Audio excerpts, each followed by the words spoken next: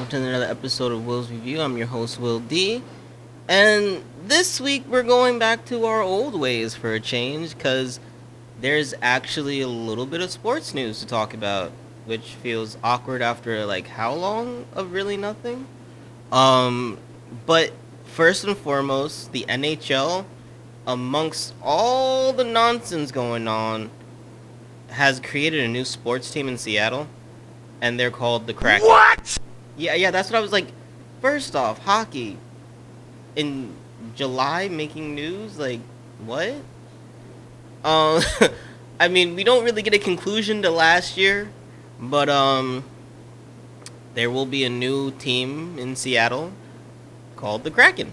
So, again, it's an ice sport, so penguins make sense. Sharks never made sense to me.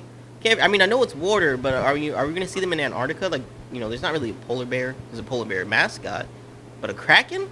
What does a kraken have to do with ice?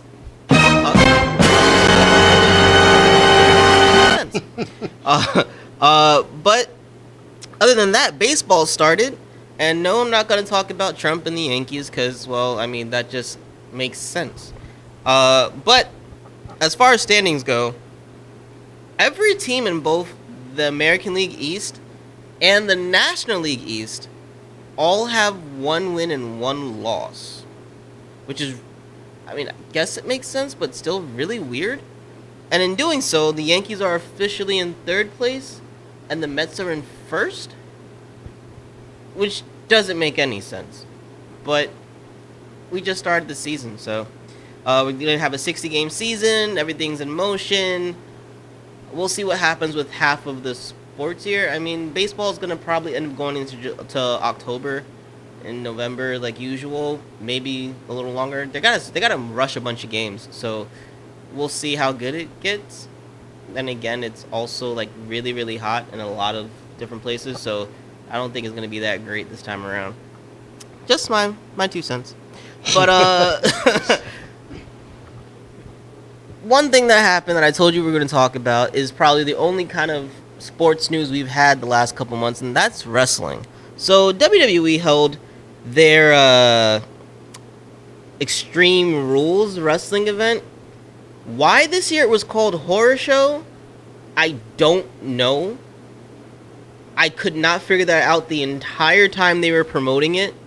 They eventually added in a swamp match that wasn't that scary. But yeah, their Extreme Rules Horror Show. That you knew from the title it was gonna be somewhat disappointing. But it started off really good, and I think that's what made it the most disappointing, is that it kind of progressively got crappier. The first match of the night was one of the pre-show matches, and it was a solid match between Kevin Owens and Buddy Murphy. I gotta give the match a 5. The only COVID and the shorter rosters, we've pretty much seen that particular match up how many times by now? In some way, shape, or form, they're fighting each other in a tag match, jumping each other off outside of the ring, this, that, and the third. I mean, it was supposed to be take out Buddy Murphy so Rey Mysterio has a chance. And that made sense. What didn't make sense was that later on in the night, Rey Mysterio has his match against Seth Rollins, and, like, no one came to help him.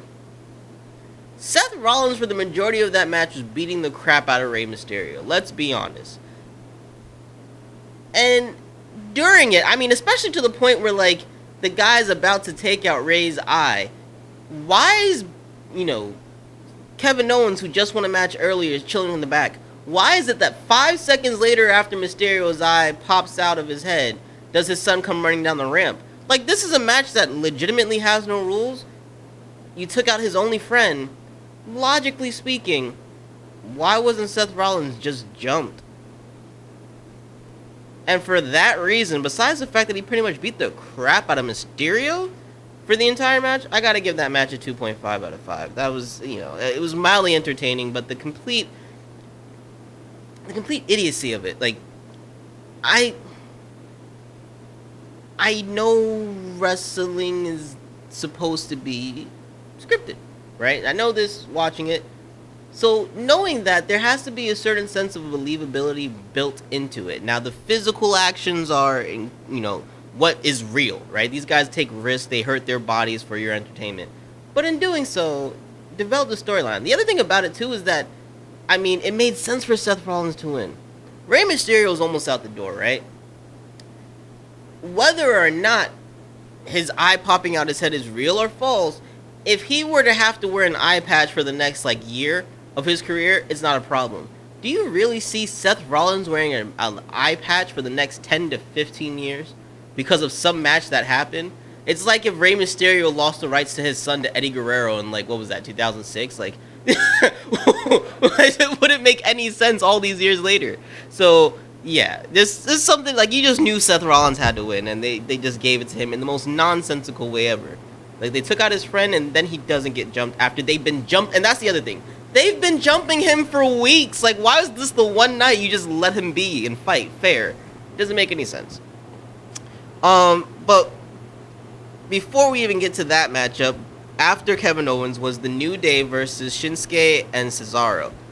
I'm tired of having to say Shinsuke and Cesaro, WWE. Alright? I need you to think of a name for this tag team. Across the ocean or some nonsense. Just something that just Shinsuke and Cesaro does not work for me after Raw. No. But this was a tables match for the tag team championships on SmackDown, and it was actually good.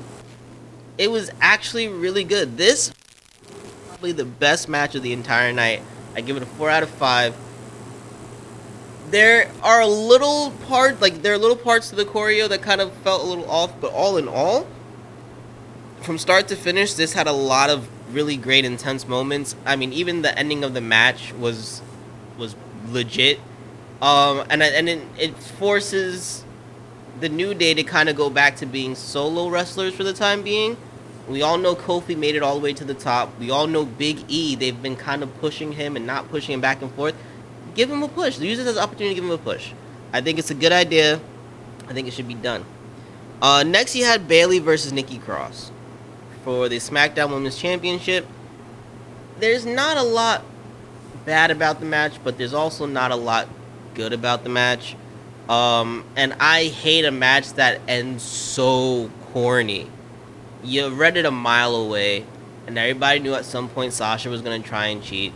And so she interferes, Bayley gets the win. I give it a 3 out of 5. It was just, it wasn't. First, I want Nikki Cross to be champion too, so maybe there's some bias there. But all in all, it just kind of felt like the match was a little drawn out, and the ending was a little bit meh. I guess it makes sense. There was no point in this match where I was thoroughly excited. So 3 out of 5. And then on the other side, Sasha Banks had a match against Asuka. Give this match 1 out of 5. Automatically, just because there's no winner. That's it. You made me sit there and watch two people fight, and I don't even get a winner. And not even in a good way, but homegirl cheats to not even get the win. I'm sorry, but why wouldn't you run to the back and get a referee who's on your side or some nonsense? Or what are you doing? Bayley takes the shirt off a referee, does the count of 3, and then walks away with the championship. And how Asuka hasn't been chasing Sasha Banks down for this championship during the rest of the week doesn't make any sense either. Asuka should be trying to hunt her down every time she's on camera. She's running like it's the 24/7 championship. Yeah! That would be funny. That would be creative. This is just let's just wait for next week to fight again. I'm not with it. You're wasting my time. 1 out of 5. Then Drew McIntyre had a match against Dolph Ziggler, and this is a 3.5 out of 5 match. This is a pretty solid match. This is really good. I think there's a certain point in the match where you're oh, so McIntyre is winning this, but they stacked the entire deck against him. Dolph Ziggler tried to make the most out of it. I think it was well done. They're back and forth. They're good with each other in the ring. It's a solid matchup. You can't go wrong watching it. It's just kind of you already know McIntyre's going to win mid-match. So that was the kind of iffy Annie where it loses points for me. And Braun Strowman and Bray Wyatt had some stupid movie fight. Automatic 1 out of 5. These movie fights gotta go. They gotta stop it. They introduce Alexa Bliss possibly as Sister Abigail. Come the next night, and come Friday, they make no mention of it because they're not even sure they're gonna run with that version of Bray Wyatt right now. Braun Strowman's not even on TV right now after the match, supposedly buried in the swamp, but he didn't lose his championship. So how are they gonna explain that one? Somebody got to fight for that championship. I'm just saying. They introduced The Fiend back, but then they do the promos with the Wyatt from the House of Nonsense crap. I don't know what they're doing with this. Like, I understood the Braun Strowman thing, having to be with the Wyatt family. I'm all for it. But they got to make up their mind, folks. On that note, we're going to go to our first commercial break. When we come back, there's some stuff happening in media and some stuff happening in the city. So, Charles, if you could, take us to our break.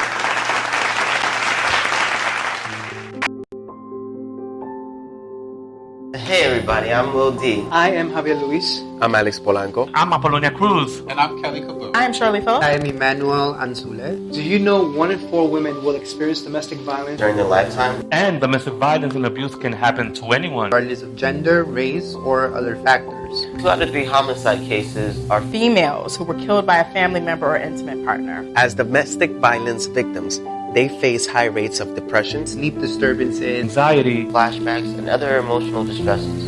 And without help, witnesses of domestic violence are more vulnerable to become abusers themselves. Thus continuing the cycle of violence in the next generation. Hello, I'm Charles Laloma. Join the LDM Network and Safe Horizon and take a step into changing these facts.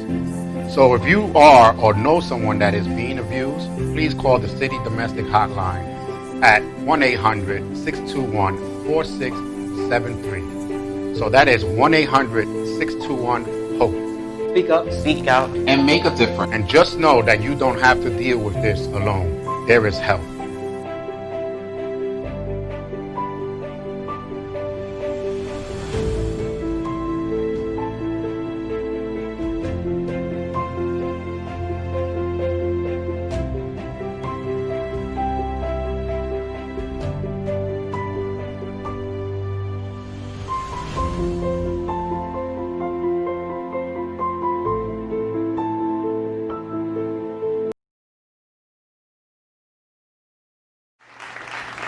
Alright. So, a couple things I'm gonna get to. First, for those of you who were wondering about the alternate side parking here in New York, they're going to suspend it until next Sunday, August 2nd. That's official from the mayor. That's how this is gonna go. That's it. Because people were bothering me about that at work today. August 2nd.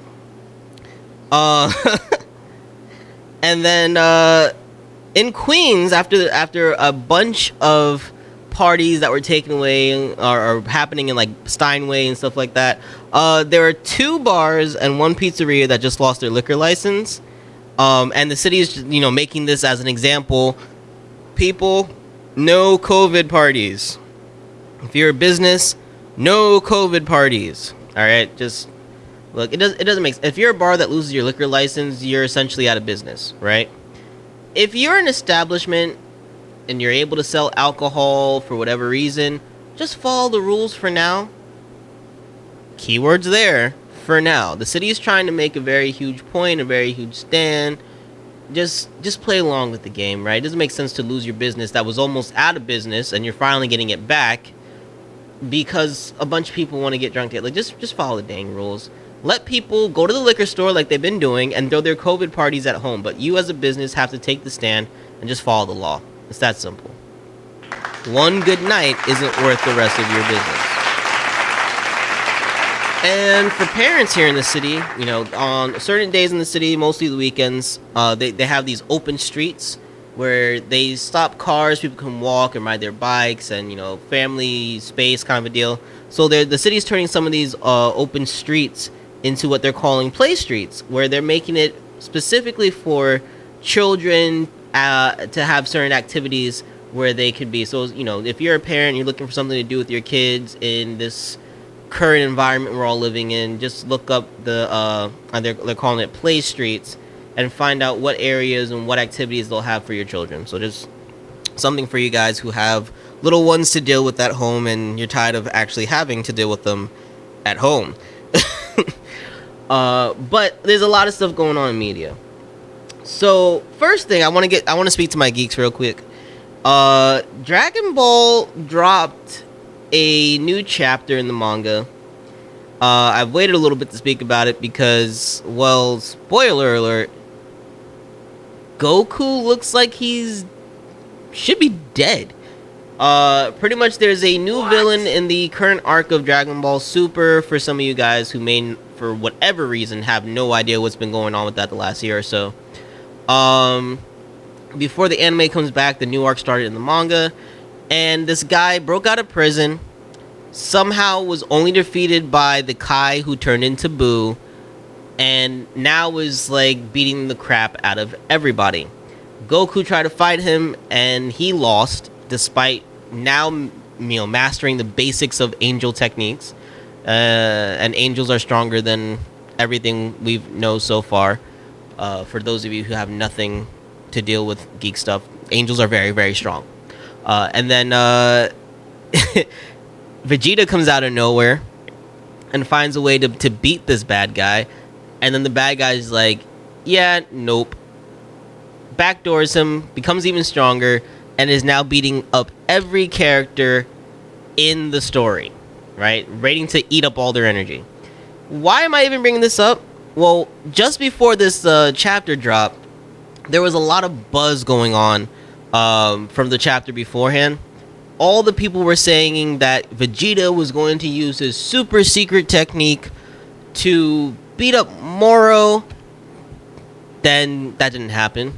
Well, it did, but then Moro, beat him. And then he was gonna no, now I'm gonna go find Boo, which didn't make any sense, and wake up the old Kai, and that guy's gonna beat up Moro. Well, almost everyone's dead, and it's taking an angel to step in, which they're not supposed to do, and to possibly save everyone. So, for all the DB Super fans who are coming up with all these theories, can I just please ask you to stop? You don't know what you're talking about. Just wait for Toriyama to drop a chapter and enjoy it. Stop guessing. You know nothing. Please. I'm tired. Yeah, they are, because I'm tired of all of my feeds on Facebook and Instagram and Twitter and all my other social media of people trying to take guesses that make no sense at all. So please, just read it, enjoy it, let's deal with it. Other than that, for the other side of geekdom, the side that's not all Japan, Star Wars was supposed to be dropping a movie in 2022, but with everything dealing with COVID and production stuff and yada yada yada, Hollywood pretty much went nope, and it's pushed the project back to 2023. So for all of you who are hoping for a new Star Wars movie, which I don't know who that is after the failure of what was that last Disney trilogy, it will take you another year. So you not only have to survive 2020, you have to hope that nothing worse happens 2021 or anything worse happens in 2022. Then you may just maybe make it to the end of 2023, because Star Wars likes to do December releases, and get to see the next Star Wars movie, which I'm not really excited for after the last garbage Disney gave us. Then the media this week has been full with a bunch of really random stories. I think the one that I enjoyed the most was Kanye, right? And we've had a bunch of Kanye news recently.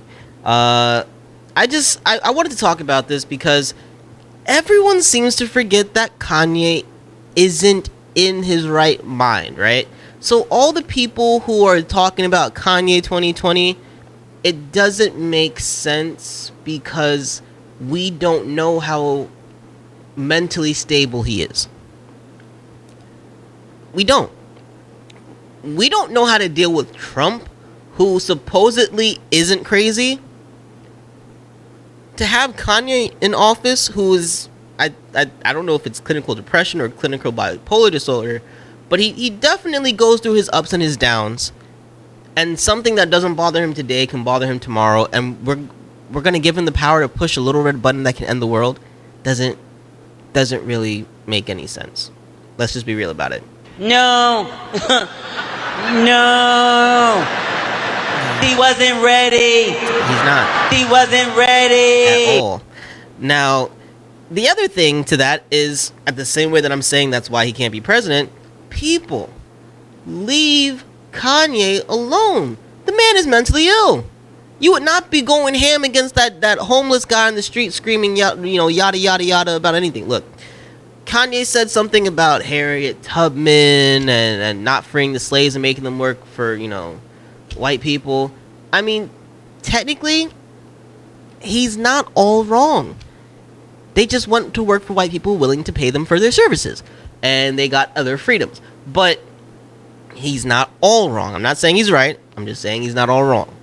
But what you have to remember is Kanye speaks in a broken tongue, right? So remember when we all were like, oh, why did he say that slavery was a choice? And one, that was because the video was edited, and then you heard the whole thing, you were like, oh, he was talking about a mindset. So yes, what Kanye was pretty much saying is that despite literally freeing them from slavery, right, they didn't exactly become free, right? They still had to work for the same people they were running from, in a sense, except now they're actually getting paid for it. Despite the fact that they now had certain liberties, they were still lesser than others. They weren't starting their own businesses. They weren't they weren't completely independent and free of the clutches of the white man's supremacy. And if you look all these years later, we're still not. So is he all the way wrong? No. But did he poorly word it? Yes. But is this Kanye that we're talking about? Yes. So leave the man alone. Now, what Kanye also did was then start to go off on his entire family. How Chris is the devil, and then he's anti-abortion because then he wouldn't have his kids and yada.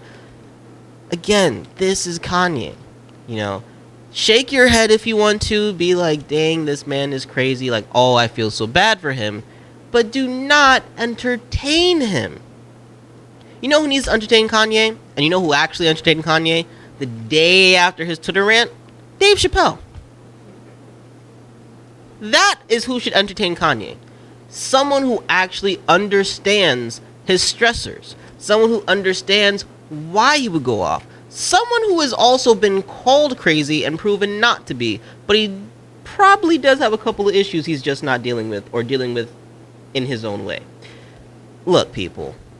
We will never understand the emotional pressures of being a celebrity, of being one of the most infamous celebrities, of being someone who wants to be private but literally lives with people who live on camera. We won't understand the guilt that he feels, most of us anyway, of feeling like he killed his own mother. And that's where his whole mental breakdown started, his mother's death, because he paid for the surgery in which she died. If you've already forgotten, that's what it is. And he blames himself because it was an elective surgery that he was telling her not to do, and she talked him into it. So he feels like, if he were only stronger and fought back against her, she could still be here today. All right? And the be-all, end-all is, for those of you who still have your parents, and for some of you who don't, if you thought you were the reason that your parent died, what would your mental state be? That right there is why you leave Kanye alone. So if you find him funny, you find him funny. If you're mad at him, you're mad at him. But don't give him the energy. There's no point. He's gonna do the dumb stuff that he does. He's Kanye. He simply is. Yeah! Just don't make him president. That's all. Suggestion. Robert Downey Jr.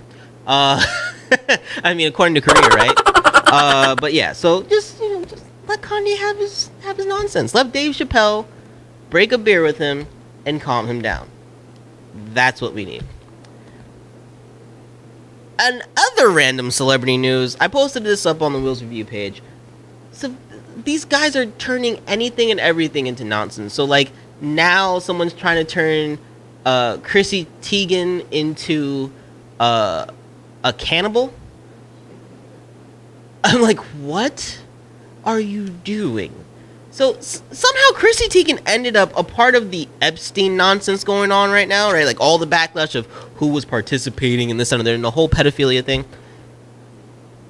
From the beginning, this doesn't make any sense, right?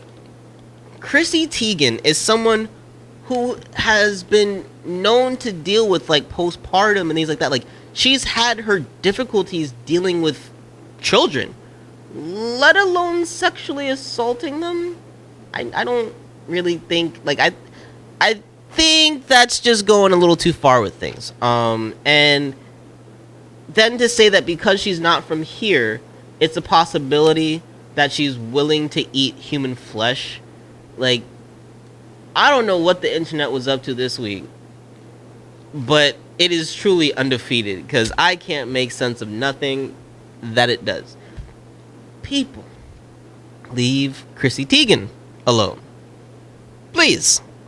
Her and her six head deserve all the peace and tranquility that they need. Okay? All right? Great. I mean, it's so silly to me that because she's a foreigner, it may be okay for her to eat, or why she thinks it's socially accessible to eat meat. That's just so ridiculous. Let alone putting her in the Epstein thing, and then like she had to deal with having to like prove that she was not a part of the whole Epstein thing. I'm just surprised that it wasn't John Legend, her husband, who they were talking about, because like somehow a black man gets thrown under the bus for everything. But they went for Chrissy Teigen, who's like beloved by everyone about being open and honest with her parenting troubles. Makes no sense. No sense. But before we go to our next commercial break, one thing I wanted to mention for the geeks before I go was that there is going to be an upcoming comic from DC that's going to feature Batman meeting Batman Beyond. So for those, especially us 90s kids and 2000s babies who love that Batman Beyond series where he's trained by, Bruce Wayne. So Terry McGinnis will be meeting, Bruce Wayne in his younger days. And it's all thanks to the annoying superhero Booster Gold. So supposedly the storyline is that Batman is a little bit off his rocker, and I'm sure somewhere along the way we're going to find out that it's Joker's fault. And because of it, Booster Gold is supposed to be going to get Terry to go back in time and help save Batman. But the only art that we've seen is that he's going to have to fight him. So you're going to get to see Batman fight Batman, right? The Dark Knight versus the Tomorrow Knight. I don't know. I know for like DC fans, this is really big news. I think for us 90s kids, I would love to see this animated, right? Especially if they did it the old school way. Get the right voice actors back. I think it could be really awesome and really dope, even if it's like a little mini, 50-minute movie or something. But just a little fun geek news for you guys. All right. On that note, we're gonna go to our next commercial break. When we come back, we got some movies to talk about.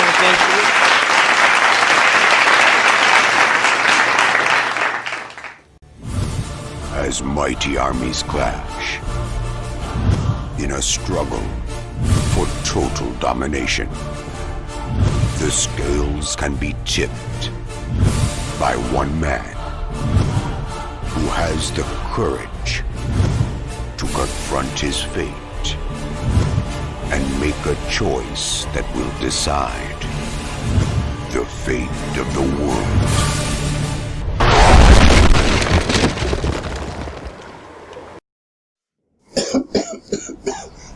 Guys put a lot of smoke in today. Wow. But anyway, we expecting a real superhero? I don't think so. The real life superheroes are the ones that are helping out in their community today. And the LDM show will be there to bring you the events and stories to life. Do you know a real superhero? Let us know. But for now, follow us on Instagram and Twitter and like us on Facebook. Also visit our websites for photos, videos, and updates. But until the meantime, hey, I gotta be out of here. Give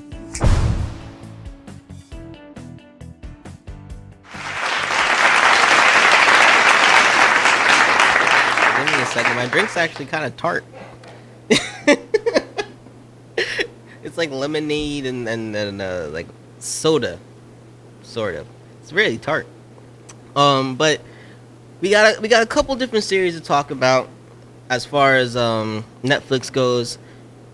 So I wanted to just jump right in. So one thing I wanted to talk about was the new Pokemon series that came out, because we're diving off of geek stuff.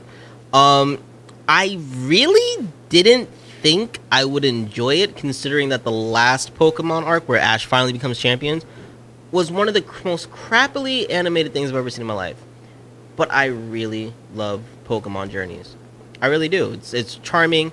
It's the first time in a long time that a Pokemon show had a theme song that was actually really catchy. And not just the opening, but the ending is also really catchy. So I would find myself stopping Netflix from skipping to the next episode just to hear the song. And so I'm literally spending, like, I'm not cutting it short a couple seconds. I'm spending the whole, like, 22, 23 minutes watching the entire episode from beginning to end, not skipping the theme songs, and enjoying the fun. It was really cool. They find a way to kind of, like, mix all the worlds together. Pokemon, a group of the most unusual creatures teeming with mystery. They leave you on a cliffhanger at the end of the series. So there's a lot of good going on in the entire series. And Ash has a buddy where he has an actual rival that he's working with, not just fighting, but he's working with him the entire way through. And I think that also changes. It's something different this time around. We haven't seen something like that since May. And they weren't so much working together as competing against each other, but these guys are helping each other become a better trainer and a better breeder in a sense. So it was really good. It was a really good series. I give it a 4 out of 5. For those of you who used to watch it, I think you can watch this and feel like you did when you were younger. And I think it's a great way to introduce your children into something that you grew up with. So definitely watch Pokemon Journeys. Another thing that was a throwback, Mr. Young. It's an old Disney series that I would see it, like commercials for it, but I never watched it. So Netflix had it. And I decided to watch all of it, and I do not regret it. It really feels like one of those good classic sitcoms that we all grew up with. And not like like that good 80s, 90s feel. Not as cornily, or it's not as corny as far as like the visuals, but it's really fun. It's about a guy, we've seen this before, where like you have someone who's really young and they're really smart and they finish college super early, right? And from there he becomes a teacher at his local high school, and so he's trying to figure out how does he fit in with people his own age, despite having to also be their teacher. There are a bunch of hijinks, and of course science stuff is involved, but it's a really fun and simple comedy. And it literally seems like it could be the older version of one of Netflix's newer series, the expanded universe of Ashley Garcia. Similar premise. She's a really smart girl. She finished school really early. She's trying to figure out how to interact with teenagers.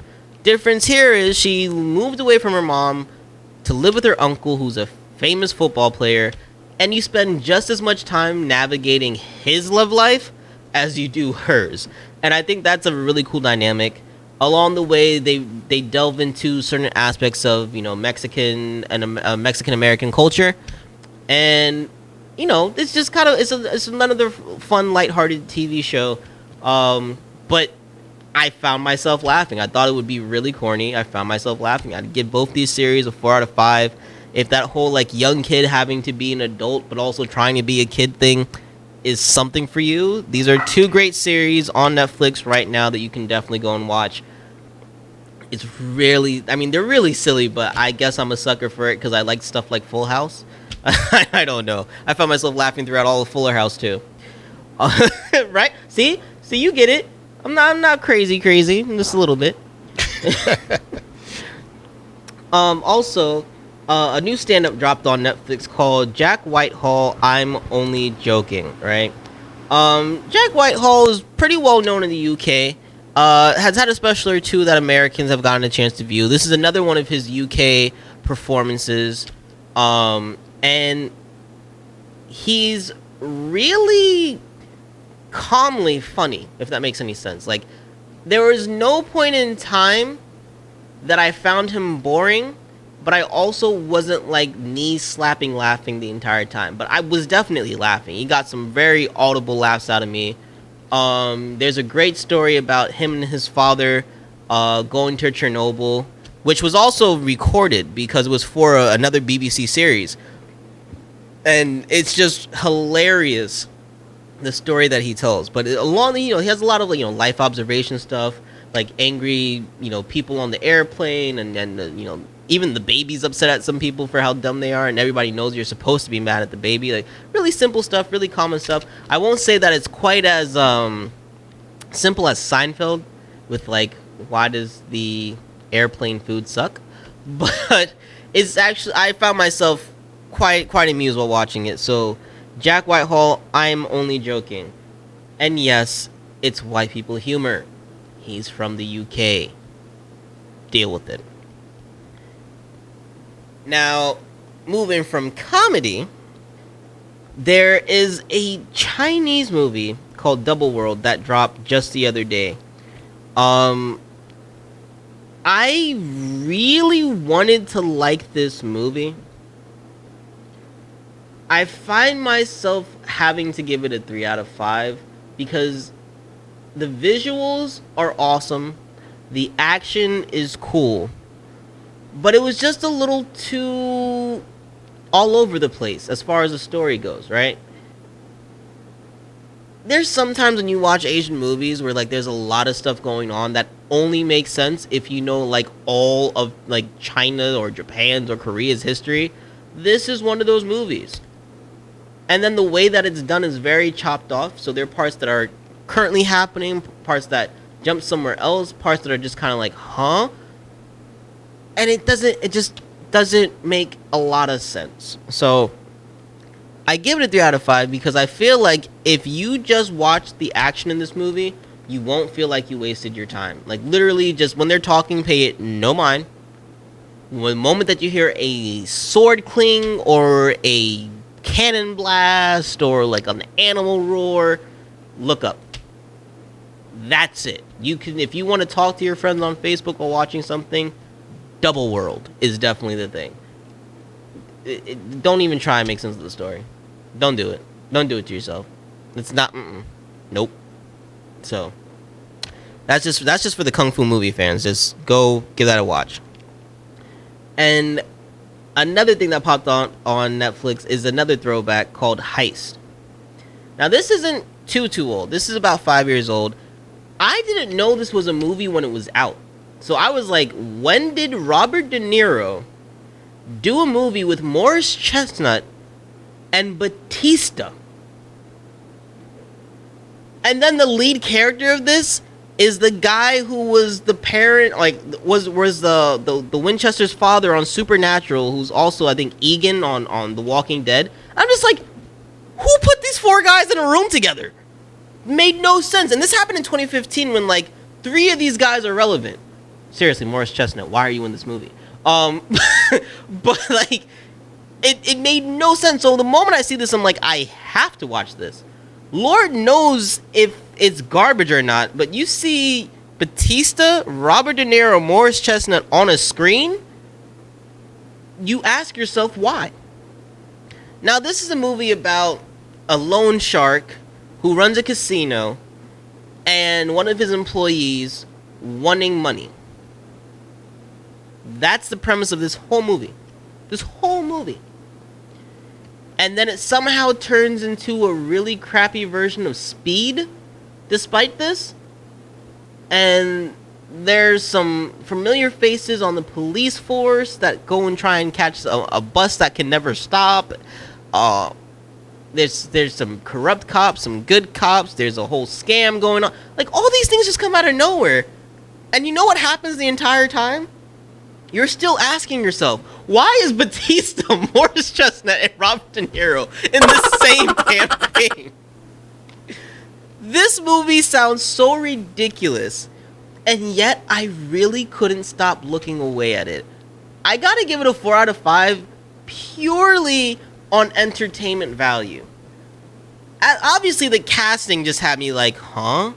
But then you're watching this, and somebody's getting the crap beat out of them. Somebody's getting shot real quick. Someone's getting tortured. And then out of nowhere, like, it all just kind of stops. Then somebody has a sick child. And then the cops are chasing people on a bus. And there's so much happens in such a little amount of time, right? all the way down to the unpredictable ending. This movie, how did I not know about this in 2015? This sounds like it would have been dope in 2015, right? Like everybody would have been talking about. No, I didn't see a trailer for it. I didn't see it in movie theaters. I didn't hear people talking about it at work. This was a ghost of a film that not to say it's going to be winning an Academy Award or anything. No, this is one of Robert De Niro's definitely I needed a paycheck kind of a situation. But it's really fun. It's a really fun movie to watch. There's no point in this movie where I'm thinking I'm going to go to sleep. So, Heist. Simple. 5 letters, Heist. It'd be really embarrassing if I messed up that spelling. But no, I didn't. But yeah, so watch it. It's awesome. The last thing on Netflix that I watched was something, it's a little old now, but it's something that just kind of like, I feel like it makes even more sense to watch it now, and I feel like this is a show that you can watch over and over and over again. Specifically picking out episodes that certain ones of your friends need to hear. Especially episode 1, your girlfriend needs to watch it. Anyone with a girlfriend, especially if you've been together a long time, needs to sit down with her and watch Adam Ruins Everything. Episode 1, just episode 1. I got you, homie. Where Adam Conover, who had a web show way back when called Adam Knows Everything, or Adam Knows Best, there we go. He talks about a lot of different social issues or, concepts that people have, and proves why what we think we know is wrong. Or, if not completely wrong, off. Like Hassan Minaj's Patriot Act, this show breaks down the issue, right? Breaks down the, I guess, the socially accepted ideas on the issue and why they're wrong, and then even offers up feasible solutions to any problems that have come up throughout the episode, right? Not to say that all of them are quick acting or whatever, but it's exactly what we would need to do to actually solve the problem. He introduces different experts on each and every, topic that he talks about. They build in somewhat of a general storyline for continuous use of characters. I think my only problem with the entire thing is that somehow with this being an informational comedy, they still found a way to kill a black person. You laughing, but I'm dead serious. Like, how you go and kill the black person on a show where what? Huh? And you know what the worst part about it is? They killed the black person in the episode where the white lady was supposed to die. What? Exactly. So, for that reason, this show gets only a 4 out of 5. But other than that, I loved this show. And I love the casting, I love the humor, I love the information. I love the character that is Adam Conover in this project. He even breaks down like reality TV and how even his own show is done and stuff. It was really cool. It was really cool twist on perception and what we know to be fact and what we know to be false. So I enjoyed this. I think everybody should watch this, but especially those of you who have a girlfriend, especially if you've been with them for a long time, sit her down, put on Netflix, and watch episode 1. You may not get through the entire series, but believe me, watch episode 1. Watch episode 1. Alright. There are going to be a lot of people wondering, like, why is he stressing this so hard? Watch episode 1. You'll know exactly why in, like, the first 10 minutes. Okay? Cool. Now, the last thing that I watched on Hulu because it's been sitting there on my queue for a long time. And it was sitting there because I remember when this came out in theaters, I literally said to myself, I will only watch this if there is nothing else to watch and I had Tuesday afternoon completely free. I was going to go to the movies with my A-list and make it the 3rd movie in the week that I would watch. I will say now that I was fortunate enough to be busy that Tuesday, because despite it have been like being free for me, I had to watch this movie in bits and pieces over the last few weeks. Yes, weeks is in plural, because it was just so bad. So bad. I knew it was gonna be bad, but not this bad. I can normally watch a bad movie and just be like, wow, I just wasted 90 minutes. I literally had to speak, like I had a conversation with myself. Like I should have been committed for the verbal abuse that I gave myself for wasting 90 minutes on this piece of garbage. And it is a movie called Crawl. Now, we're going to start off with how incorrect the title is, because the movie is about a girl trying to save her father in the middle of a hurricane in Florida from 2 hungry alligators in their house. Nothing but water, and you called it Crawl. Not swim, but crawl. Okay. And that right there is why I said I would watch it on Tuesday. My thing is this.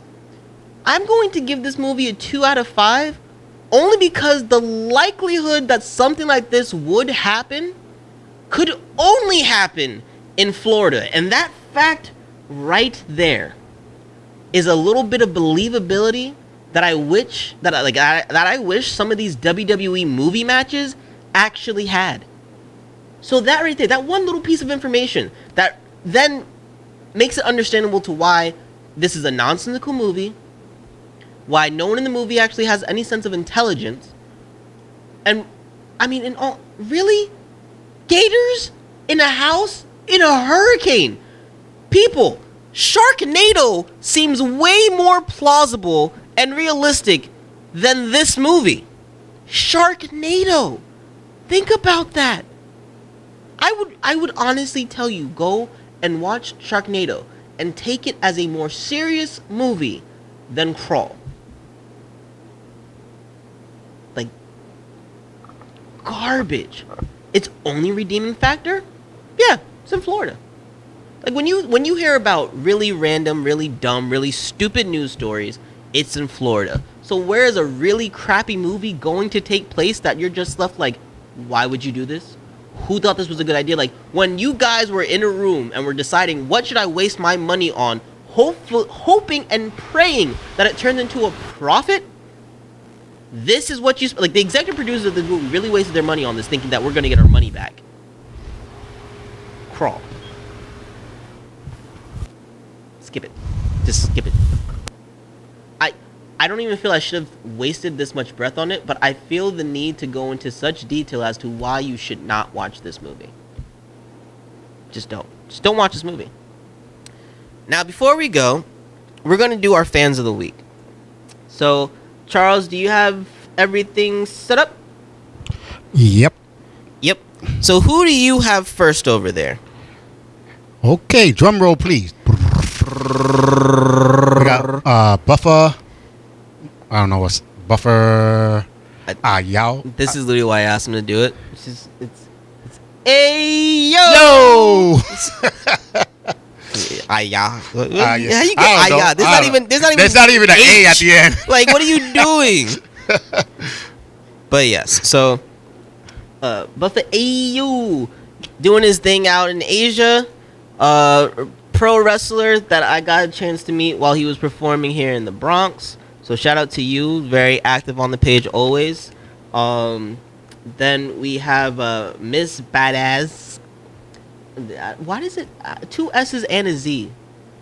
Toya, explain that one. 2 S's and a Z. Like, why is it not 2 Z's or an S and a Z? So I need you to break that down for me. I don't know. Is the name really matching though?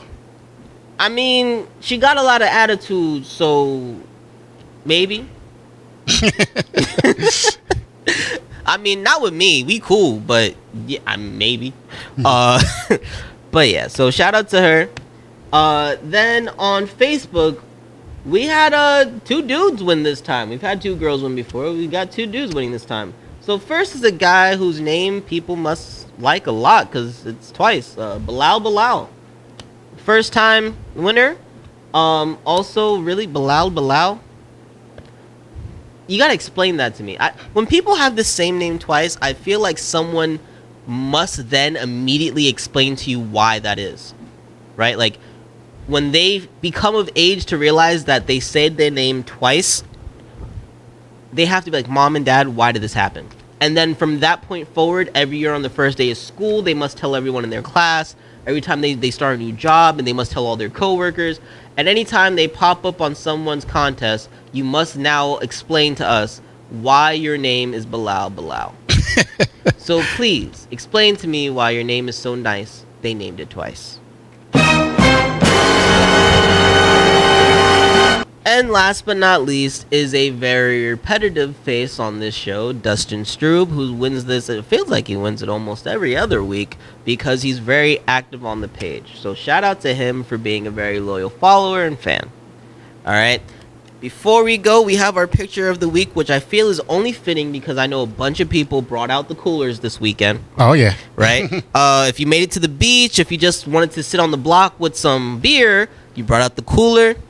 You went to the store, you got your ice, and then you choke slammed it like you were Kane. Because that's what we do whenever we get our bag of ice. We don't want one large clunk. We want little bits and pieces that we can put our drinks in the middle of, or perhaps put in our cup. And in order to do so, we all want to feel like a WWE wrestler beating the crap out of their opponents. I see everyone do it too. Like, you don't just plop the bag on the ground or this, and people be like doof and slamming it, and then they trying to be doing the rock bottom. If they could, they would do a swanton bomb, but then they realize it'll hurt their back, so they just go with the choke slam. That's what it is. You just take it up real high, poof. That's honestly, that was my favorite part to like family picnics, was literally having to break the ice for the cooler. Because, you know, even at like 4 and 5, it just made you feel like you were Kane giving a choke slam.